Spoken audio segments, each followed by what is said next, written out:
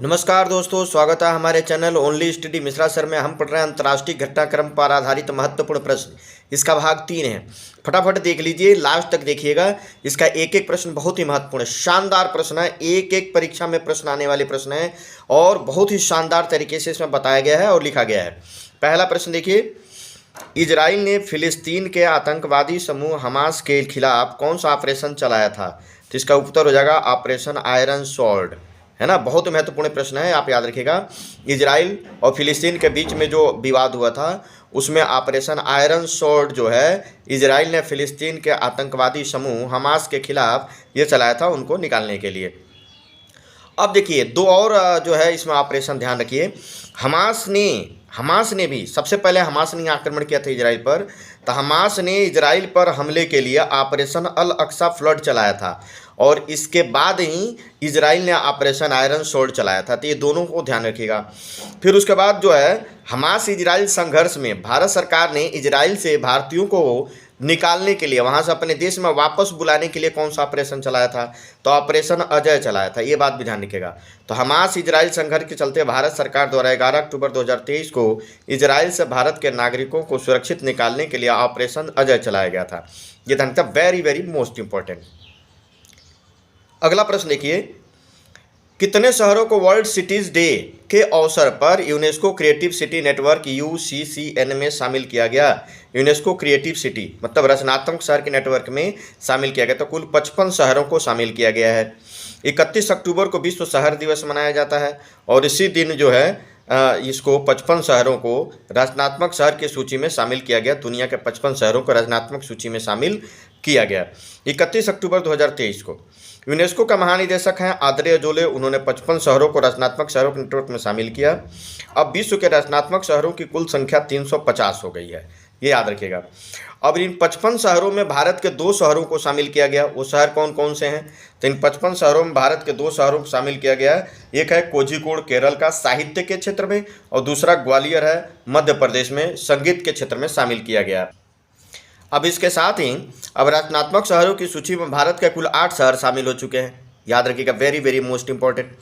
अन्य शामिल शहर है उसको ध्यान रखिए। जयपुर 2015 में शिल्प और लोक कला के क्षेत्र में शामिल किया गया। दूसरा वाराणसी 2015 संगीत के क्षेत्र में इसको शामिल किया गया। तीसरा चेन्नई 2017 में संगीत के क्षेत्र में शामिल किया गया।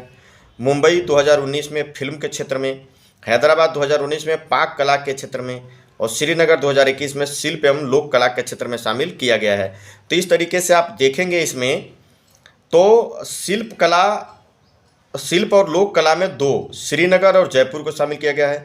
संगीत के क्षेत्र में अब 3 हो जाएंगे, एक हो जाएगा ग्वालियर, वाराणसी और चेन्नई, 3 को संगीत के क्षेत्र में, हैदराबाद को पाक कला गैस्ट्रोनॉमी के, मुंबई को फिल्म के और कोझिकोड को साहित्य में। कोझिकोड यूनेस्को के इस नेटवर्क में साहित्य के क्षेत्र में शामिल होने वाला पहला भारतीय शहर है। ध्यान रखिएगा, यहाँ पहला भारतीय लिखेंगे, पहला भारतीय शहर है। तो साहित्य के क्षेत्र में इस सूची में शामिल होना पहला भारतीय शहर कौन सा है? वो है कोझिकोड। कोझिकोड को साहित्य का शहर भी कहा जाता है और ग्वालियर को संगीत का शहर कहते हैं। अगला प्रश्न देखें, शानदार प्रश्न है। एक एक प्रश्न इसके बड़े महत्वपूर्ण हैं, आप लास्ट तक देखिए, सारे प्रश्नों को याद कर लीजिए, एकदम परीक्षा में आएगा। किस देश की पहली महिला राष्ट्रपति सामिया सुलुहु हसन ने भारत की राजकीय यात्रा की? तो तंजानिया की राष्ट्रपति हैं। तंजानिया एक अफ्रीकी देश है ना। बताइए आप इसकी राजधानी क्या है? तंजानिया की राजधानी क्या है, आपको बताना है।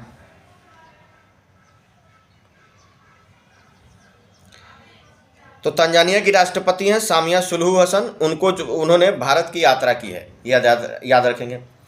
जवाहरलाल नेहरू विश्वविद्यालय JNU के द्वारा सामिया सुलुहु हसन को डॉक्टरेट की मानक उपाधि दी गई। सामिया सुलुहु हसन को JNU के द्वारा डॉक्टरेट की मानद उपाधि भी दी गई। तो ये दोनों प्रश्न बड़े ही महत्वपूर्ण होंगे। UNWTO द्वारा भारत के किस गांव को सर्वश्रेष्ठ पर्यटक गांव के रूप में शामिल किया गया है? सर्वश्रेष्ठ पर्यटन गांव, है ना, ये बताना है आपको। तो धोरडो गांव गुजरात के कच्छ क्षेत्र में है। धोरडो गांव UNWTO द्वारा 2023 की सूची में इसको सर्वश्रेष्ठ गांव की तरफ से शामिल किया गया, भारत के तरफ से सर्वश्रेष्ठ गांव, है ना। UNWTO की महासभा का 25वां सत्र 16 से 20 अक्टूबर 2023 के मध्य समरकंद उज्बेकिस्तान में आयोजित हुआ। तो उज्बेकिस्तान के समरकंद में ये UNWTO की 25वां जो महासभा का आयोजन हुआ था, यह इसका तीसरा संस्करण था। इसी में धोरडो गांव को भारत की तरफ से सर्वश्रेष्ठ पर्यटक गांव के रूप में शामिल किया गया। सभी वैश्विक क्षेत्रों से कुल 54 गांवों को वर्ष 2023 के लिए पर्यटन गांवों का दर्जा दिया गया है, जिसमें धोरडो गांव भी शामिल है। धोरडो भारत की तरफ से शामिल हुआ। कच्छ के रण में ये स्थित है और वहाँ पर रण उत्सव भी मनाया जाता है। धोरडो गांव में ही वार्षिक रूप से आयोजित किया जाता है। अब तक इवन WTO द्वारा भारत के दो गांवों को सर्वश्रेष्ठ पर्यटन गांवों की सूची में शामिल किया गया है। वर्ष 2021 में पोचमपल्ली जो तेलंगाना में है सर्वश्रेष्ठ गांव के रूप में चयनित किया गया था। अब तक दो गांव हो गए। 2021 में पोचमपल्ली जो तेलंगाना में है और वर्ष 2023 धोरडो जो गुजरात में है उसको शामिल किया गया है। अगला प्रश्न देखें, वैश्विक पेंशन सूचकांक 2023 में भारत का कौन सा स्थान है? तो वैश्विक पेंशन सूचकांक में पूछा जा रहा है। भारत का 45वां स्थान है पेंशन सूचकांक में। किसने जारी किया था? CFA संस्थान ने जारी किया था। इसने मर्सर और मोनाश सेंटर फॉर फाइनेंशियल स्टडीज के सहयोग से CFA संस्थान ने वैश्विक पेंशन सूचकांक जारी किया है ना। संस्करण कौन सा था? ये इसका 15वां संस्करण था, याद रखिएगा 15वां संस्करण। शीर्ष देश कौन है? नीदरलैंड, आइसलैंड, डेनमार्क और इजराइल। ये 4 सर्वश्रेष्ठ देश हैं पेंशन सूचकांक में। भारत इस नंबर पे आता है 45वें में। तो ये प्रश्न आपसे पूछा जा सकता है। अगला प्रश्न देखें, 24 अक्टूबर 2023 को वर्ष 2023 तक नदी डॉल्फिन के संरक्षण के लिए वैश्विक घोषणा पत्र कितने देशों ने हस्ताक्षर किए?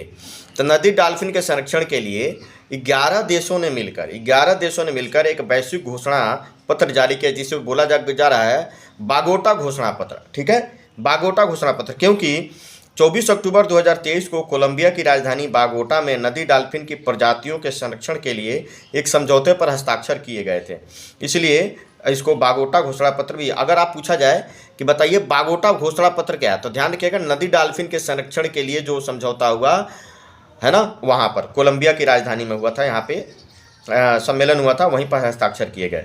अब ये 11 देश कौन कौन से हैं जो नदी डॉल्फिन संरक्षण के लिए इस घोषणा पर हस्ताक्षर किए हैं? तो Bharat, Nepal, Bangladesh, Pakistan, Brazil, Colombia, Cambodia, Ecuador, Peru, Venezuela और बोलीविया। तो ये प्रश्न ध्यान रखिएगा, प्रश्न जरूर पूछा जाएगा, बेहतरीन प्रश्न है।